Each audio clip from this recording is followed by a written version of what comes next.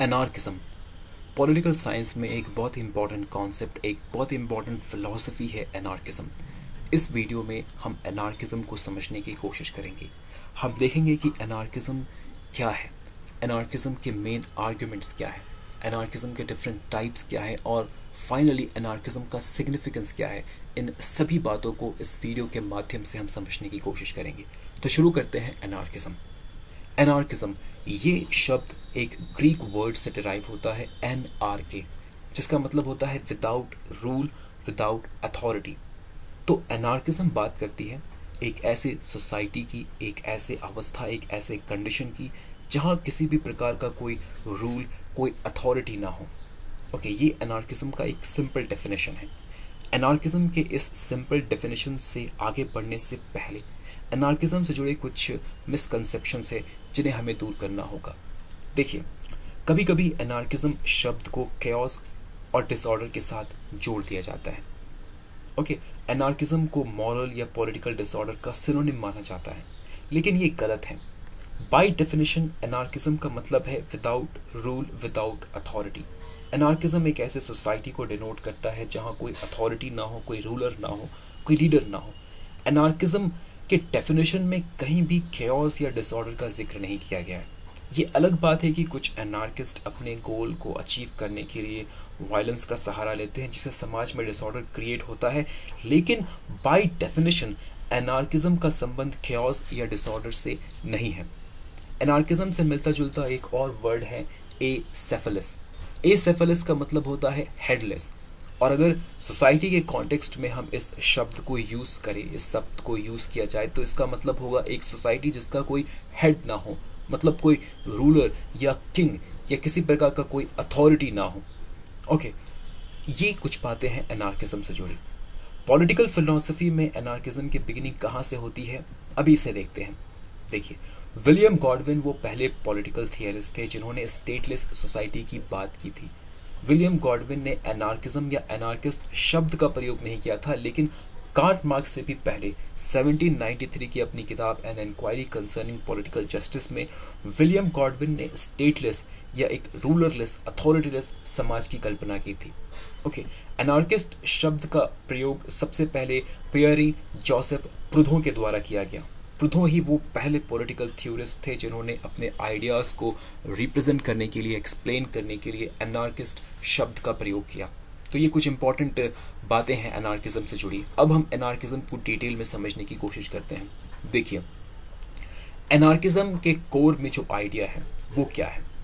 Anarchism कहता है कि a society can be and should be organised without the coercive authority of the state. Anarchism के according हम समाज को बिना स्टेट के, बिना गवर्नमेंट के भी ऑर्गेनाइज कर सकते हैं। और एक सोसाइटी जहाँ कोई कर्सिव अथॉरिटी ना हो, वो सोसाइटी बेस्ट होगा। कर्सिव अथॉरिटी का मतलब क्या है? एक ऐसा अथॉरिटी जो अपने कमांड को इशू करता हो, जिसके एक अथॉरिटी जिसके द्वारा कमांड इशू किया जाता हो और अपने कमांड को, अपने ऑर्डर को इम्प्लीमेंट करने के लिए वो अथॉरिटी फोर्स का इस्तेमाल करता हो, बल का प्रयोग करता हो, कर्षण का प्रयोग करता हो। ओके, कर्षण वर्ड से ही कर्सिव वर्ड डिराइव होता है। ओके, तो ऐसे अथॉरिटी को हम कर्सिव अथॉरिटी कहते हैं। गवर्नमेंट या स्टेट का अथॉरिटी जो है वो कर्सिव अथॉरिटी का बेस्ट एग्जाम्पल है। तो एनार्किज्म बेसिकली स्टेट और स्टेट के कर्सिव अथॉरिटी के अगेंस्ट है। अब यहाँ पर एक प्रश्न उठता है कि एनार्किस्ट स्टेट और स्टेट के अथॉरिटी को अपोज क्यों करते हैं। देखिए, एनार्किज्म का मानना है, एनार्किस्ट थिंकर्स का मानना है कि स्टेट और स्टेट की अथॉरिटी ह्यूमन बीइंग के फ्रीडम को रिस्ट्रिक्ट करती है, हमारी लिबर्टी को रिस्ट्रिक्ट करती है। और सारे एनार्किस्ट का एक ही गोल है, और वो गोल क्या है? ह्यूमन बीइंग के फ्रीडम को मैक्सिमाइज करना, मनुष्यों को अधिक से अधिक स्वतंत्रता, आज़ादी देना।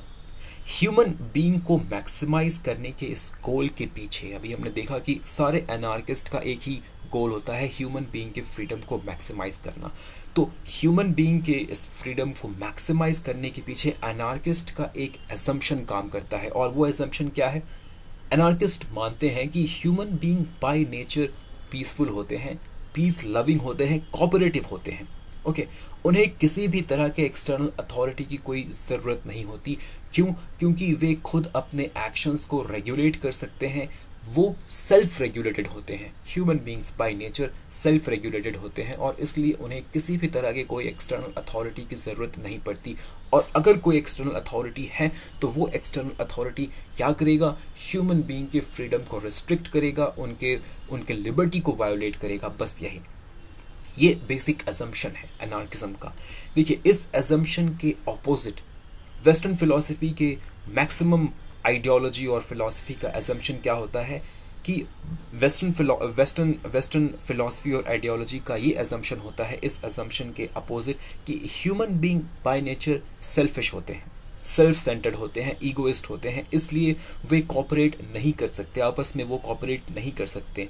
तो इन सेल्फिश इंडिविजुअल्स के एक्टिविटीज़ को रेगुलेट करने के लिए, कंट्रोल करने के लिए ही हमें स्टेट और स्टेट के अथॉरिटी की ज़रूरत पड़ती है। ओके, तो ये असम्पशन है। एनार्किज्म के अलावा बाकी जितने भी फ़िलासफ़ीज़ हैं उन फिलॉसफी का ये असम्पशन है। और एनार्किज्म का असम्पशन ये है कि human being by nature peace loving cooperative होते हैं और अपने लाइफ को वो खुद रेगुलेट कर सकते हैं, इसलिए स्टेट और स्टेट के अथॉरिटी की कोई ज़रूरत नहीं होती। यहाँ पर हमें एक और बात समझना है, कि क्या एनार्किज्म हर तरह के अथॉरिटी के अगेंस्ट है? क्योंकि हमने देखा कि एनार्किज्म स्टेट और स्टेट के कर्सिव अथॉरिटी को अपोज करता है, लेकिन सोसाइटी में और भी कई तरह के अथॉरिटी एग्जिस्ट करती हैं जो कि अपने कमांड, अपने ऑर्डर को इम्प्लीमेंट करने के लिए फोर्स का इस्तेमाल करती हैं, एक तरह की कर्सिव अथॉरिटी होती हैं। तो क्या एनार्किज्म हर तरह के अथॉरिटी के अगेंस्ट है? इस क्वेश्चन का आंसर है नहीं, नो। एनार्किज्म हर तरह के अथॉरिटी के अगेंस्ट नहीं है, खासकर वे अथॉरिटी जो एक्सपर्ट्स की अथॉरिटी हो, खासकर अथॉरिटी ऑफ एक्सपर्ट, जैसे साइंटिस्ट या डॉक्टर एक एक्सपर्ट होता है, ओके, और उसकी एक्सपर्टीज ही उसे पावर देती है, अथॉरिटी देती है कि वो अपने पेशेंट के लाइफ को रेगुलेट कर सके। आपको दवाई पसंद नहीं है क्योंकि दवाई आपको कड़वी है, लेकिन नहीं चाहते हुए भी आपको दवाई खानी पड़ेगी, लेनी पड़ेगी। क्यों? क्योंकि यहाँ पर डॉक्टर का अथॉरिटी काम कर रहा है, डॉक्टर ने आपको कमांड दिया है, ऑर्डर दिया है कि नहीं आपको दवाई लेनी है। तो ये भी एक तरह का अथॉरिटी है, कर्सिव अथॉरिटी है। लेकिन एनार्किस्ट जो है वो हर तरह के अथॉरिटी के अगेंस्ट नहीं है। डॉक्टर का अथॉरिटी उसके एक्सपर्टीज पर बेस्ड है। एनार्किस्ट इस तरह के अथॉरिटी के नहीं है, वो एक्सपर्ट के अथॉरिटी के अगेंस्ट नहीं है। ओके, एनार्किस्ट उन अथॉरिटी के अगेंस्ट है, ये बहुत ही इंपॉर्टेंट आर्ग्यूमेंट है जिसे आपको समझना है। एनार्किस्ट सिर्फ उन अथॉरिटी के अगेंस्ट है जिसे बिना किसी एक्सपर्टीज के क्लेम किया जाता हो। Anarchist are against authority assumed by individual without any special claim to it। Anarchist उन अथॉरिटी के अगेंस्ट है जो ह्यूमन बीइंग के लाइफ के हर एस्पेक्ट को कंट्रोल करने और रेगुलेट करने की कोशिश करते हैं। जैसे एक डॉक्टर का अथॉरिटी आपके ऊपर तब तक है जब तक आप बीमार हो, जैसे ही आप ठीक हो गए डॉक्टर की अथॉरिटी खत्म। लेकिन कुछ अथॉरिटीज ह्यूमन बीइंग के लाइफ को परमानेंटली रेगुलेट और कंट्रोल करने की कोशिश करती है। एनार्किस्ट इस तरह के ऑल एम्ब्रेसिंग अथॉरिटी के अगेंस्ट होते हैं। ओके, इस तरह के ऑल एम्ब्रेसिंग अथॉरिटी के अगेंस्ट होते हैं। और सबसे इम्पॉर्टेंट, एनार्किस्ट उन अथॉरिटी के बिल्कुल अगेंस्ट है जो अथॉरिटीज अपने कमांड को फोर्सफुली इन्फोर्स करती है। स्टेट के अथॉरिटी में ये सारे फीचर्स हैं। स्टेट की अथॉरिटी किसी एक्सपर्टीज पर बेस्ड नहीं होती। एनार्किस्ट कहते हैं कि एक डॉक्टर की तरह स्टेट का कोई स्पेशल क्लेम नहीं होता हमारे लाइफ को रूल करने के लिए।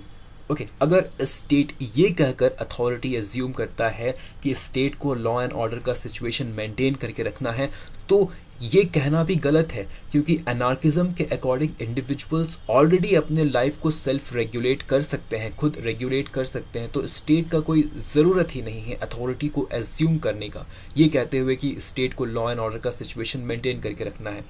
ओके, इसके अलावा स्टेट इंडिविजुअल के लाइफ के हर एस्पेक्ट को कंट्रोल करता है, रेगुलेट करने की कोशिश करता है। और सबसे इम्पॉर्टेंट, स्टेट के पास ये एबिलिटी है, ये पावर है कि वो अपने कमांड को, अपने डायरेक्शंस को फोर्सफुली इम्प्लीमेंट कर सके। With the help of force, बल के प्रयोग से अपने कमांड और अपने डायरेक्शंस को वो इम्पोज कर सके। इसलिए एनार्किस्ट स्टेट और स्टेट के अथॉरिटी को एबॉलिश खत्म करने की बात करते हैं। तो आप यहाँ देख सकते हैं कि सभी अनार्किस्ट में एक बात कॉमन है, सभी अनार्किस्ट स्टेट के अगेंस्ट होते हैं, स्टेट के अथॉरिटी के अगेंस्ट होते हैं और एक स्टेटलेस सोसाइटी की डिमांड करते हैं। अनार्किस्ट आपस में डिफर कहाँ करते हैं? ऐसा नहीं है कि हर अनार्किस्ट का आर्गुमेंट जो है वो सेम होता है, नहीं, एक कॉमन पॉइंट है हर अनार्किस्ट का, और वो कॉमन पॉइंट क्या है कि हर एनार्किस्ट स्टेट और स्टेट की अथॉरिटी को रिजेक्ट करता है, एक स्टेटलेस सोसाइटी की बात करता है। लेकिन एनार्किस्ट डिफर कहाँ करते हैं? एनार्किस्ट डिफर करते हैं इस बात को लेकर कि एक स्टेटलेस सोसाइटी का इकोनॉमिक अरेंजमेंट कैसा होगा। सभी एनार्किस्ट मानते हैं कि एक स्टेटलेस सोसाइटी क्रिएट करना है, लेकिन इस स्टेटलेस सोसाइटी को हम इकोनॉमिकली ऑर्गेनाइज कैसे करेंगे? अनार्किस्ट स्टेट के अगेंस्ट है, लेकिन इकोनॉमी के अगेंस्ट वो हो नहीं सकते, मार्केट के अगेंस्ट वो हो नहीं सकते, क्योंकि इकोनॉमी तो नेचुरल है, इकोनॉमिक एक्टिविटीज तो करनी होगी। तो एनार्किस्ट यहाँ पर डिफर करते हैं। एनार्किस्ट डिफर करते हैं इस बात को लेकर कि एक स्टेटलेस सोसाइटी का इकोनॉमिक अरेंजमेंट कैसा होगा। सभी स्टेटलेस सोसाइटी चाहते हैं, लेकिन इस स्टेटलेस सोसाइटी के इकोनॉमी को किस तरह से ऑर्गेनाइज किया जाएगा, इस पॉइंट पर अलग अलग एनार्किस्ट के अलग अलग व्यू हैं, और इसी पॉइंट में हमें डिफरेंट टाइप्स ऑफ एनार्किज्म देखने को मिलता है। ओके, एक स्टेटलेस सोसाइटी का इकोनॉमिक अरेंजमेंट कैसा होना चाहिए? एनार्किज्म के अंतर्गत इस क्वेश्चन को आंसर करने के लिए दो एक्सट्रीम व्यू अपनाए जाते हैं। एक व्यू के अंतर्गत एनार्किज्म को लिबरलिज्म से जोड़ दिया जाता है। यहाँ पर एम्फेसिस एब्सोल्यूट इंडिविजुअल लिबर्टी पर होता है। इस व्यू को अपनाने वाले एनार्किस्ट का कहना है कि इंडिविजुअल के पास एब्सोल्यूट लिबर्टी होनी चाहिए, इंडिविजुअल के लिबर्टी में किसी भी तरह का कोई इंटरफेरेंस नहीं होना चाहिए। और यहाँ एब्सोल्यूट लिबर्टी का मतलब है एब्सोल्यूट इकोनॉमिक लिबर्टी। अपने इकोनॉमिक इंटरेस्ट को फुलफिल करने के लिए प्राइवेट प्रॉपर्टी को एक्वायर करने के लिए इंडिविजुअल के पास कंप्लीट फ्रीडम होना चाहिए। इस तरह के एनार्किक आइडिया को जब हम लिबरलिज्म के साथ जोड़ते हैं, जब इस तरह के एनार्किज्म को लिबरलिज्म के साथ जोड़ा जाता है, तो रिजल्ट होता है लिबर्टेरियनिज्म का। ओके, लिबर्टेरियनिज्म लिबरलिज्म का ही एक वेरिएंट है, एक टाइप है, जो कि एनार्किज्म के बहुत नजदीक है। ओके, तो एनार्किक आइडिया को जब हम लिबरलिज्म से जोड़ते हैं तो उसका रिजल्ट होगा लिबर्टेरियनिज्म। इस व्यू को अपहोल्ड करने वाले कुछ इंपॉर्टेंट एनार्किक थिंकर हैं, जैसे Max Stirner, Ralph Waldo Emerson, Benjamin Tucker. ये कुछ इंपॉर्टेंट थिंकर्स हैं जो इस तरह के व्यू को अपनाते हैं। ओके, एनार्किज्म के अंतर्गत जो दूसरा एक्सट्रीम व्यू है, इसके अकॉर्डिंग एक स्टेटलेस सोसाइटी में सारे प्रॉपर्टी का कंप्लीट कॉमन ओनरशिप होना चाहिए। आप देख सकते हैं कि इस व्यू के अंतर्गत एनार्किज्म को सोशलिज्म के साथ जोड़ने की कोशिश की जा रही है। और जब हम एनार्किज्म को सोशलिज्म के साथ जोड़ते हैं, जब हम एक स्टेटलेस सोसाइटी में प्रॉपर्टी के कॉमन ओनरशिप की बात करते हैं, तब रिजल्ट कम्युनिज्म होगा।